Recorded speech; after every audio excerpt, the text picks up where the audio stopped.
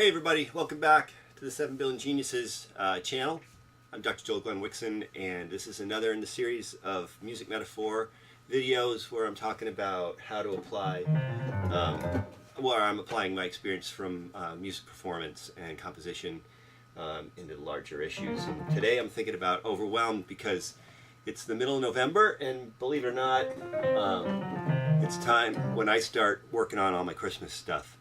All my Christmas songs, because remembering how they go and how I sing them, it takes time to get it all back into the flow of playing stuff, since I only do this stuff once a year.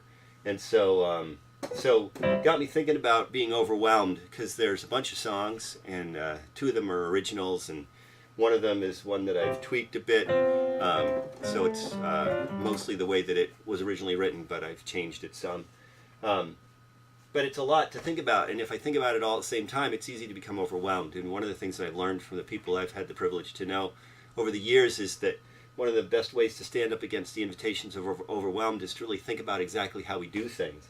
Regardless of how many songs I get to learn or get back into, it's still going to happen one note at a time. I'm really going through, and like one of them is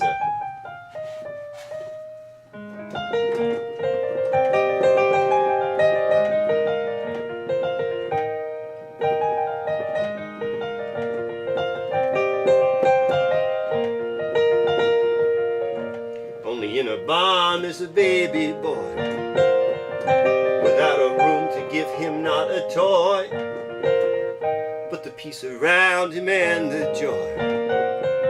Only this Christmas. So that's only this Christmas. And as I'm doing this right now, I'm thinking about how, there's a lot of words to this song, and there's these four different motifs that I use in the beginning of the song, where I talk about just the basic idea of Jesus and the stable, and then the wise man, and then or actually the shepherds first, and the wise men, and then Mary, and I can't think about all those words all at the same time, because that would be overwhelming. That would completely destroy the whole thing. And ultimately, I don't have to, because they kind of lead into each other. And if I just stay with the words where I am, I'm ultimately brought into the next kind of motif, and it all sort of flows. But really, it's this idea of making sure I'm staying in a place where I'm just in what I have to do in that moment right there, which is to play the music that I've written.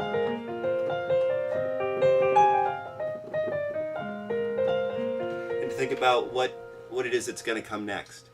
Not 3 steps down the road, but just the next thing. And in AA they talk about the next right thing. So the next right thing is, it's the next note.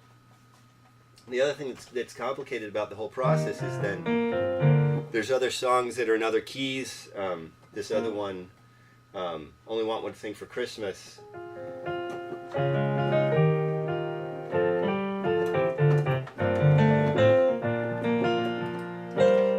One thing for Christmas. Now, so what I did right there that you didn't know is that I couldn't remember how it started, but I remember how the end of the chorus goes.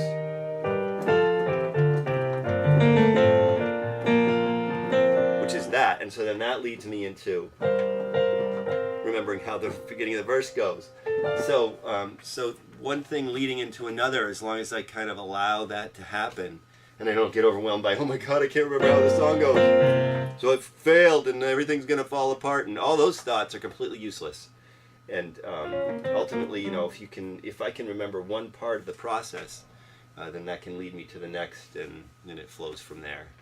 So the big idea for today is this notion of confronting the invitations of overwhelmed simply by paying attention to what the next thing to do is only, instead of everything that has to happen after that in order to achieve whatever it is I'm trying to achieve, to sing the whole song. I just think about the next thing that I have to do, which leads me to the next thing, and then pretty soon I'm in it, and that's cool, and that's where I want to get. So anyway, thanks for taking the time to watch this video.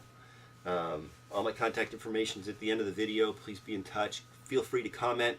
Follow me on Facebook and Twitter and Tumblr and Pinterest and Reddit and all these other things that I'm trying to get the word out about the 7 billion geniuses idea, which in a nutshell is that everyone's a genius, including you, and it's just a process of kind of figuring out how to be able to see your genius. And there is a book connected to this. If you're interested in copy, please do let me know, and I'm happy to send you one.